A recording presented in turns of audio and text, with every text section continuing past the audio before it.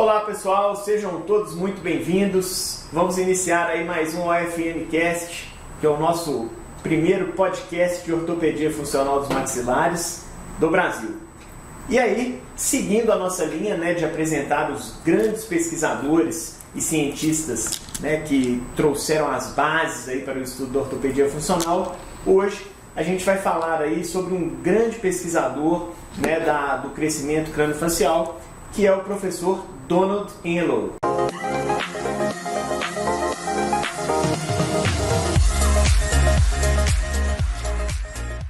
Olá, Patrícia, tudo bem? Olá. Então vamos lá para a pergunta clássica.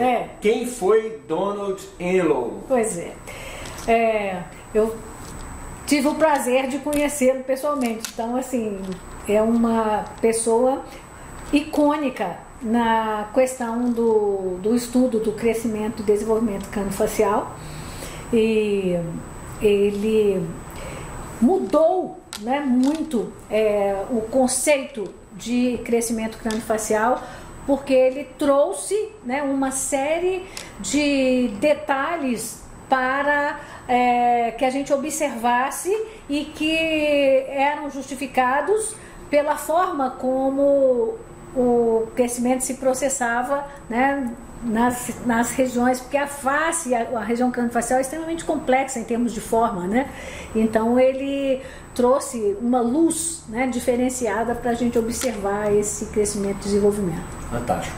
E o professor Enloe, ele estudou vários aspectos da face, certo? Então, assim, diversas formas de nariz, olhos, orelha, lábios, e assim, o que ele concluiu, o que ele dizia sobre isso?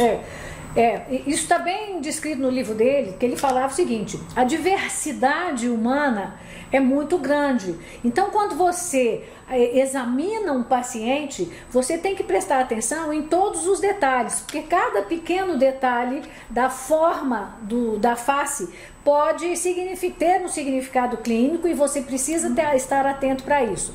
Então ele chamava atenção para o formato das coanas, porque às vezes o paciente tem uma coana de um lado de um jeito, do outro do lado. O que isso significa? O que isso está trazendo para você?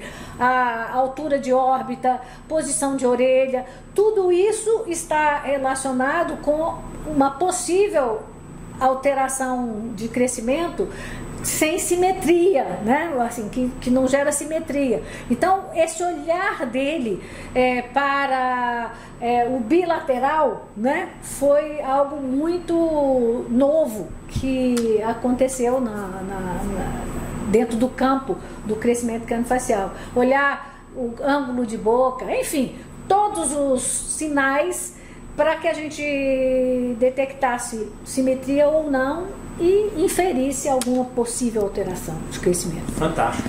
E com relação aos tipos de cabeça que a gente ouve sempre falar muito, o braquicefálico, o dólicocefálico, qual foi a novidade que ele introduziu em relação a esses dois conceitos? É uma novidade interessante. Por quê? Para quem está nos ouvindo e é leigo, vamos só explicar o que é braquicefálico e o que é dólicocefálico. Então, se está escrito cefálico, é porque a gente observa aqui, ó. Então, o dólicocefálico é aquela cabecinha compridinha, apertadinha aqui, ó, que gera uma face longa.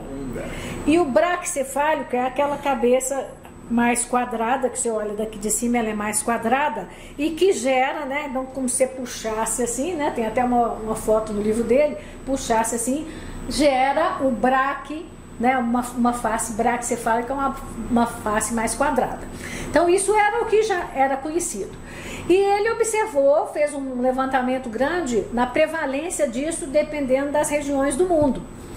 E ele observou que nas regiões onde havia uma coincidência de pessoas mais braque com pessoas mais dólicas que se casavam, gerou um outro tipo que ele chamou de dinárico, um perfil dinárico, uma forma de cabeça dinárica, que era, você olhava daqui de cima, parecia que era braque, mas na hora que você olha de frente, o rosto é longo, Então esse perfil dinárico foi o somatório, ou seja, foi o cruzamento, vamos dizer assim, entre os dólicos cefálicos com os braquicefálicos, né?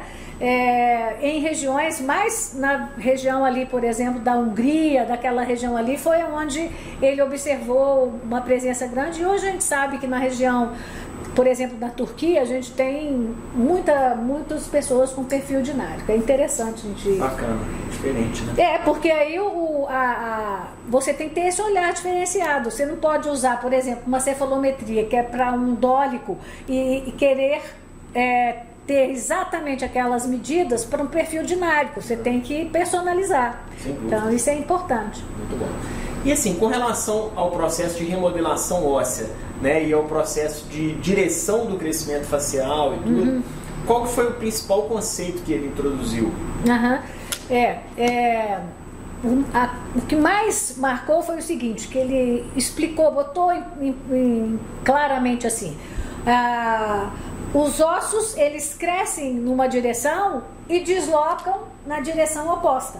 E isso foi um conceito que ele trouxe e que modificou muito a forma da gente pensar o deslocamento ao longo do tempo, né, que o volume, né, facial e craniofacial faz, né, dentro do espaço, né? Então, com esse entendimento, né? Então, por exemplo, o côndilo cresce para trás, mas desloca para frente a mandíbula, né? Faz a mandíbula deslocar. A maxila, nas suturas aqui, cresce para lá, mas desloca para frente. Então, o que você enxerga não é a direção de crescimento, é a direção de deslocamento, né?